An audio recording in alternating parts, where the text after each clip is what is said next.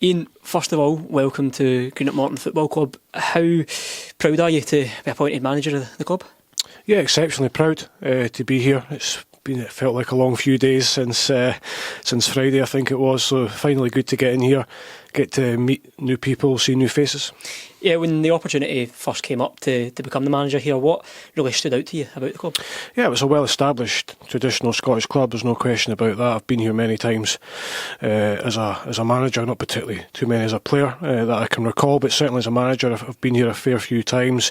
Notoriously hard place to come and get a result, that's for sure. So we aim now to try and build on that a little bit, get that back a little bit. But yeah, overall delighted to be here.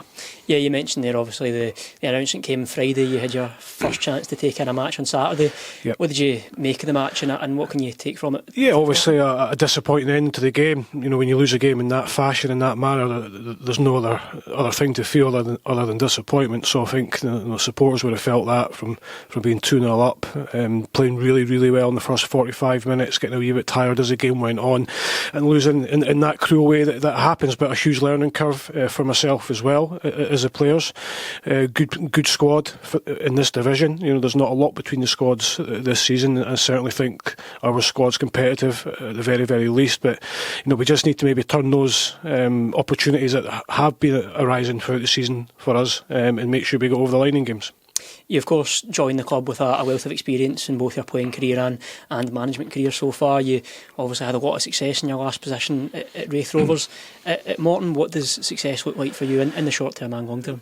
Well, we're here to win football games. That's the bottom line. How we do that, that's a different matter. There's more than one way to skin a cat, as the saying goes. So we have to get results. We know that we're in that business. We're not going to shy away from that.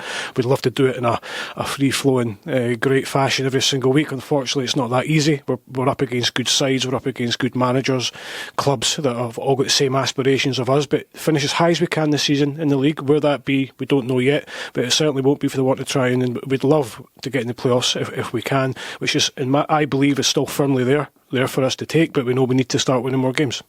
Yeah, and just touching on the immediate short term, what are some of your main priorities over the next few weeks, and how do you measure progress as well beyond results?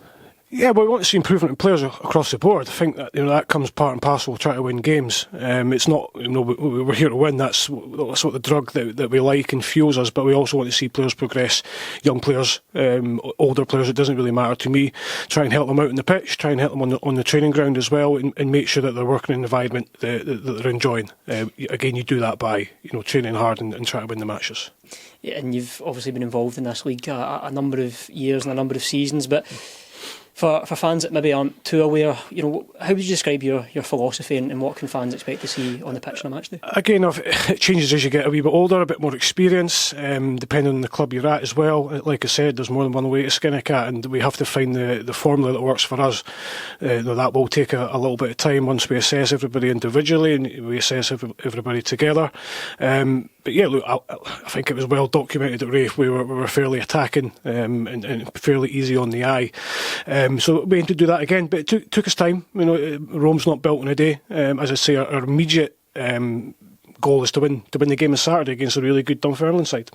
I know you've touched on the squad a wee bit already. You saw the game on Saturday. You've had a chance to have that first meeting today. But what have your first impressions of the squad been, and how excited are you to go ahead of Saturday? I think the first thing you do when you're presented with this opportunity that's the first thing you check, is have a look at the squad. And I again, like I said, I think it's a really competitive squad. But there is areas that we need to maybe add in.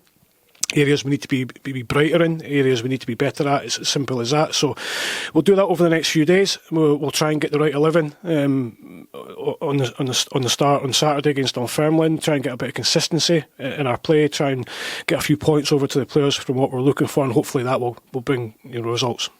The culture that you obviously build within the squad's important, but as well as that, what kind of culture are you looking to try and build around the full club, and I suppose how important is it as well for you to build that connection with the fans? Oh, it's hugely important. It's the most important thing. Your environment that you're working in, the environment that you're speaking to people and stuff like that. Again, it takes a bit of time, all that sort of thing. But once I get to know people, they get to know me, how I work, how their mind ticks, how they adapt to a new manager coming in, and then hopefully we hit it off. But for me, the football club's nothing. nothing without supporters. If you take supporters away, we saw it during COVID what happened to football and how much it means to people regardless of what team you support or where you're from. So we aim to get people coming here on a Saturday afternoon, win, lose or draw, they walk out the stadium thinking they've seen a decent side, enjoyed a game, and they want to come back the next again week.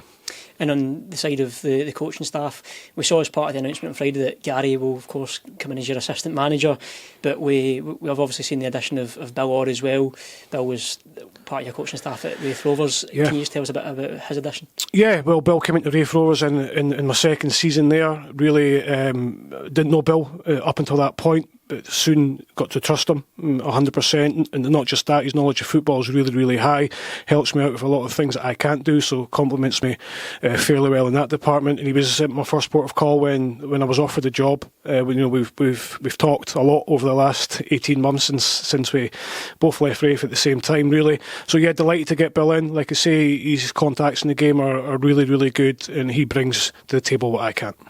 In your first game in charge coming up this Saturday, I know you have touched on it briefly, but how excited are you to get out there in the dugout as Greenock Morton manager, especially having that first home game as well? Yeah, I think having a home game is your first one's ideal.